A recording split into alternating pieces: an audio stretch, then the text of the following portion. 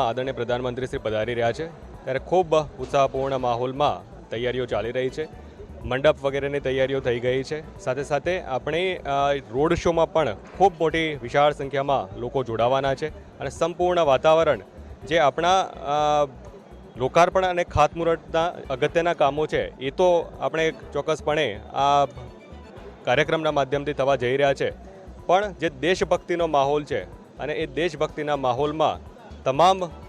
કચ્છના જેટલા પણ નાગરિકો છે એ ઉત્સાહપૂર્ણ રીતે આમાં જોડાશે અને એ પ્રકારની તમામ તૈયારીઓ હાલમાં ચાલી પણ રહી છે. અત્યારે તો ભવ્ય 1 કિલોમીટરથી વધારે રોડ શોનું અને સભાનું આયોજન છે અને મેં કીધું એ રીતે કચ્છના લોકોમાં ઉત્સાહ છે અને જ્યાં જ્યાં લોકો આમંત્રણ આપવા માટે જાય છે ત્યારે ઢોલ નગારા સાથે અલગ અલગ રીતે પણ સૌ લોકો જોડાઈ કરીને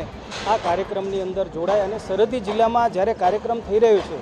ઓપરેશન સિંદૂર પછી આદરણીય શ્રી નરેન્દ્ર મોદી સાહેબ પહેલી વખત કચ્છની ધરા ઉપર આવે છે ત્યારે આવકારવા માટે કચ્છની જનતા આતુર છે.